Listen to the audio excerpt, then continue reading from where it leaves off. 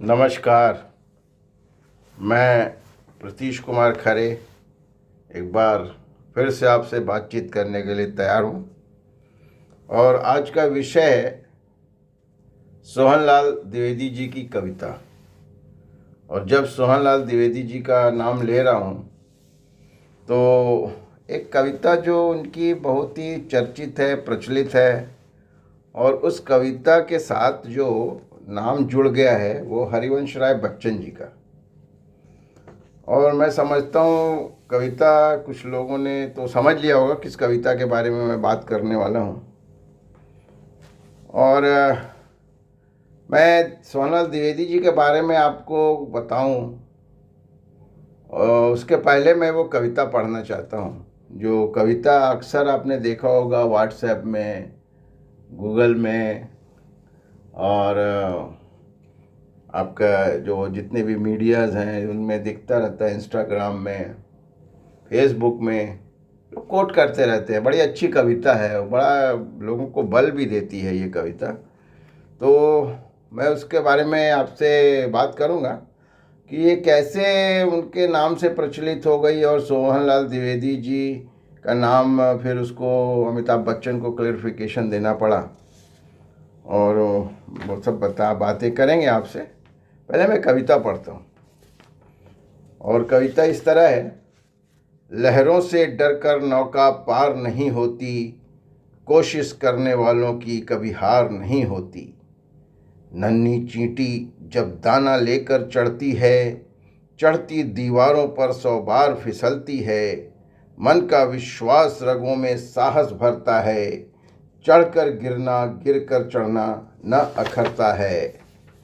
मेहनत उसकी बेकार हर बार नहीं होती, कोशिश करने वालों की कभी हार नहीं होती।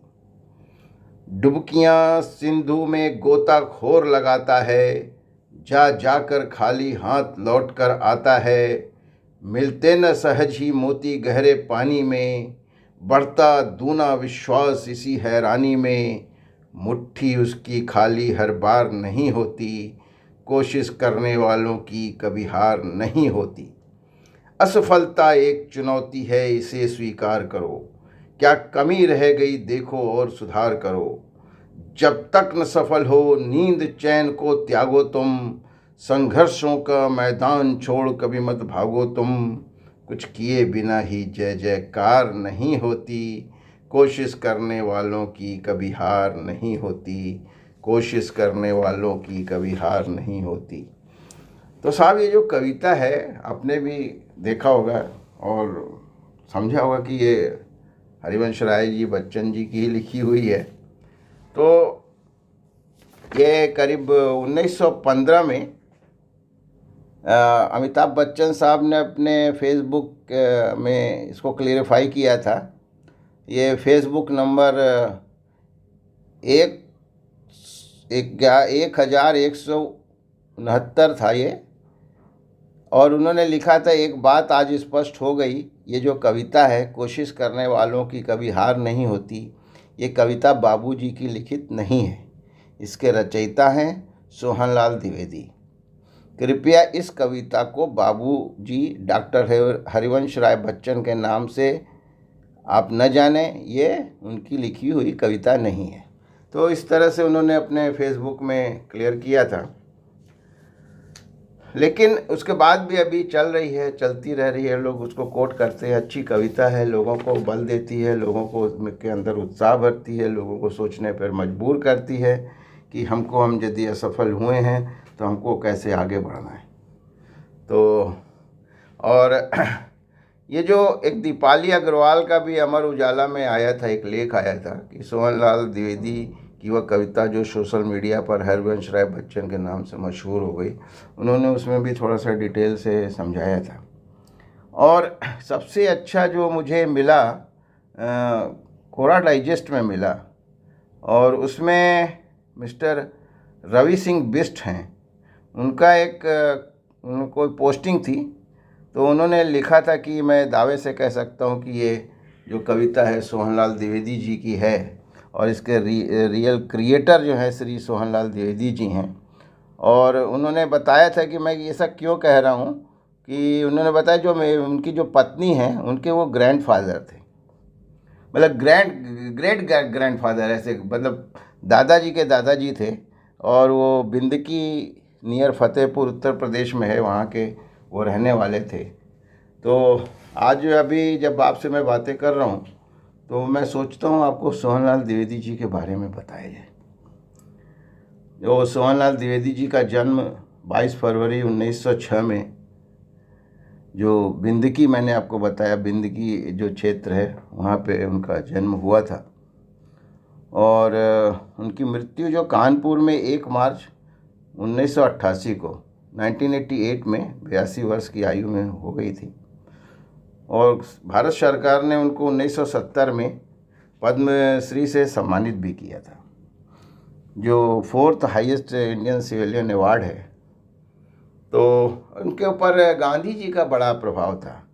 सोहनलाल द्विवेदी जी के ऊपर जो गांधी जी का था बहुत ही प्रभाव था, उनसे बहुत इन्फ्लुएंस्ड भी थे। और उसमें उन्होंने एक लिखा था, मुझे वो लाइन एक याद आ रही, चल पड़े जिधर दो डगमग में, चल पड़े कोटि पग उसी ओर। मतलब इतनी, इस लाइन में इतनी बड़ी बातें कि गांधी जी के पैर जिधर चल दिए सब लोग उधर ही चल देते थे। ये बहुत बड़ी मतलब प्रेरणादायक पंक्ति उन्होंने लिखी थी।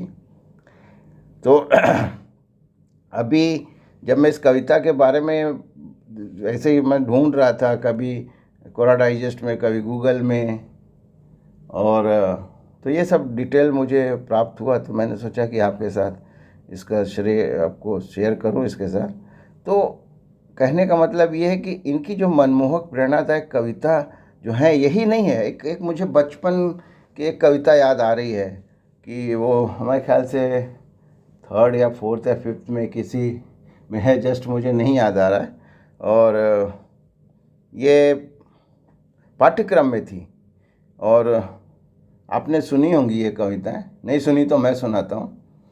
उठो लाल अब आंखें खोलो, पानी लाई हूँ मुँह धोलो, बीती रात कमल दल फूले, उनके ऊपर भंवरे झूले, चिड़िया चहक उठी पेड़ों पर, बहने लगी हवा अति सुंदर, नभ में न्यारी लाली छाई, धरती ने प्यारी छवि पाई, भोर हुई सूरज उगाया, जल में पड़ी सुनहरी छाया, नन्ही नन्ही किरणें आईं, फूल खिले कलियां मुस्काईं, इतना सुंदर समय न खो, म्यारे मेरे प्यारे अब मत सो, उठो लाल अब आँखें खोलो, पानी लाई हूँ मुँह धोलो। ये जो माँ की तरफ से बच्चे को जगाने का ये जो एक सुंदर सा उदाहरण है, और ये जो मैं समझता हूँ ये सोहनलाल द्विवेदी जी की ही कलम है जो इस तरह से इसको प्रदर्शित कर सकती है। और इस तरह मतलब ये आपके दिल में बसने वाली कविताएं, ये जब कविताएं, जब अभी एक मैं समझता हूँ कि जो इस सुन रहे हैं जो लोग, तो जब मैंने उठो लाल अब आँखें खोलो, पानी लाई हूँ मुँह धोलो, ये पूरी की पूरी तरह उनको याद आ गई होगी और उन्होंने गुनगुनाया होगा इसको, ये मेरा अपना मानना है। तो बंधुओं, एक ही कोशिश थी ये स्पष्टीकरण की कि ये जो कविता है, लहरों से डरकर नौका पार नहीं होती, कोशिश करने वालों की कभी हार नहीं होती, इसको स्पष्ट किया जाए और ये बताया जाए कि ये रचना जो सोहनलाल द्विवेदी जी की है।